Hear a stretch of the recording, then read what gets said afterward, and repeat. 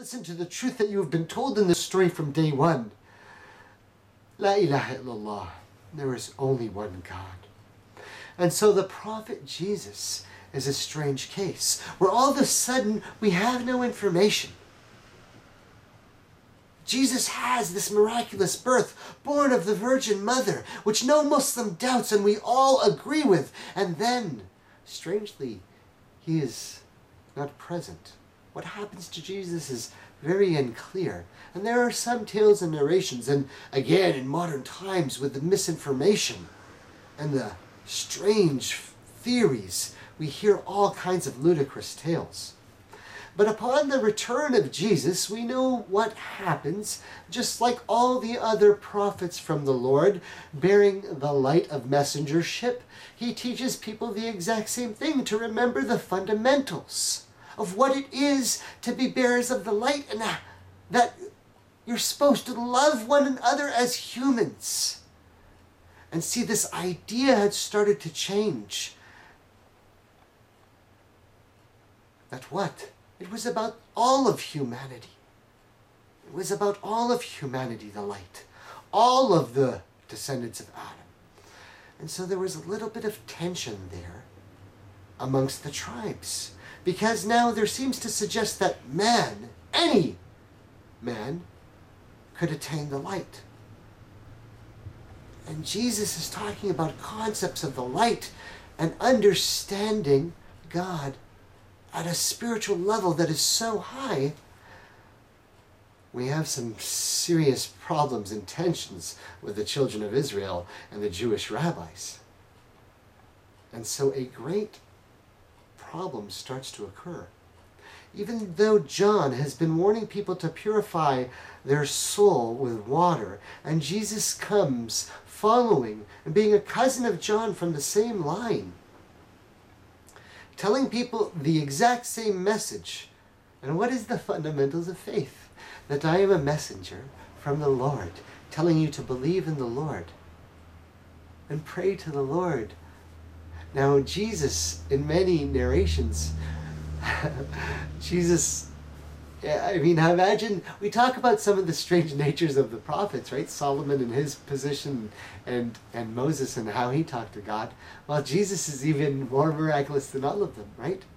Adam was able to talk to God, and that was an interesting situation, right? Moses was able to talk to God, and that was an interesting situation.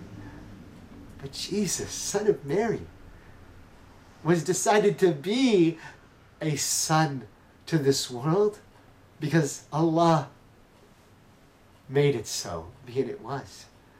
And so it's very understandable and possible that Jesus would refer in love, in his true relationship to the light, to God as his Father, as a sign of the most loving way he could ever refer to God, in his unique position as the messenger who had that royal status. But that personal relationship of Christ, even if he taught it to his companions and followers, was never understood and mistaken by his companions to mean that Jesus was the actual begotten Son of God.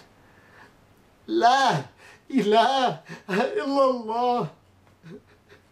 There's only one God. I don't know how you can make that concept any more clear. Jesus is holy and pure in his nature and infallible, without a doubt. The best prophet that the world had ever seen of all of mankind, bringing the true light. But to ever suggest that God, great and hallowed be he, above all that he created in the world, is someone that would have a son of a man, that is just insane. That is just so ridiculously disgusting that you suggest. And it is this reason and this reason alone why Muslims look to Christians and don't understand how you can ever suggest such a disgusting thought.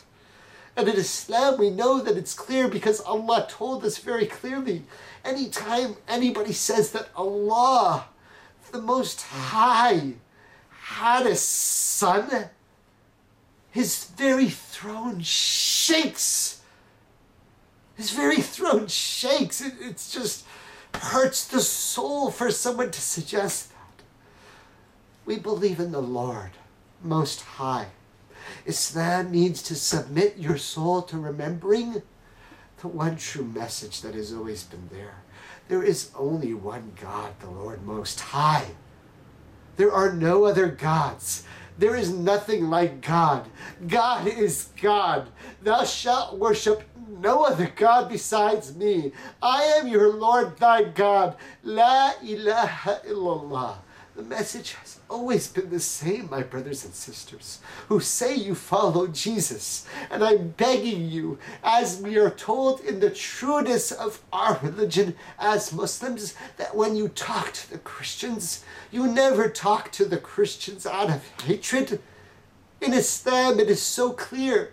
When you talk to the Christians, you talk to them about the love of the light, and you explain to them how much you have in common with them, because those who call themselves Muslims, submitting to the true Lord, saying La ilaha illallah, your Lord has ordered you in your book called the Quran, that on this planet called Earth for you, remember to the end of days. The closest to you in faith to the light are those who call themselves Christians, because they understand the search for the love of the light.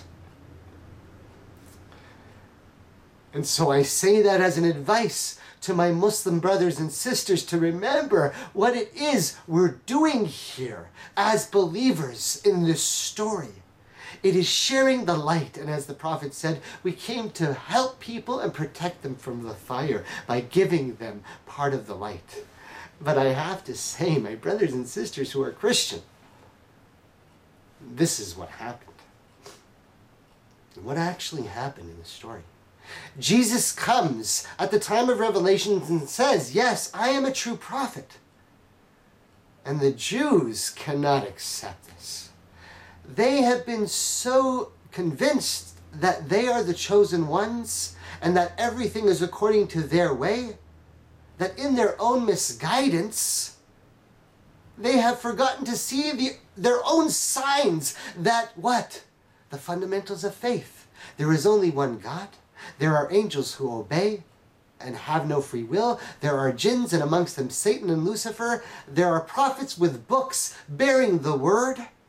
And you have a soul of the light and a day of judgment to answer for your actions, and a heaven and hell that is eternal and everlasting. And somehow, when Jesus came, many of them were not able to accept the new prophet from within their own line. Now Jesus, peace and blessings be upon him, as all Muslims say, I was able to do some amazing miracles. This is when he comes back in his 30s, right? As an adult. The time in between, ooh, that's an interesting story. Again, we can only tell so many strange tales of what's going on. And as I mentioned, the sign of Jesus as being what?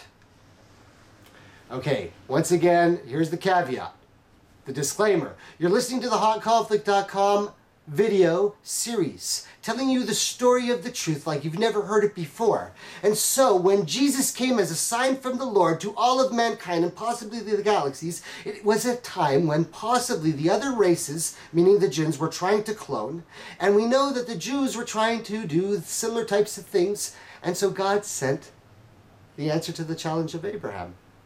The true God is the only one who can give life. And so Jesus said, yes, I have the light. That was too much for the Jews to bear. I mean, they are the chosen people, and for this guy who seems so strange to come and say these things, it sounded like blasphemy to the elders, right? Who's this newfound person corrupting us? This can't be correct. Who's this new guy? Oh, excuse me. Like I said, these concepts are so deep. The purity of the light and understanding the true story. Now, there are books that got included in the Bible, and there are books that didn't. And this is a fundamental part of the story. There are two areas that we have differed so far, my brothers and sisters who are Christians. You missed the concept of the jinn.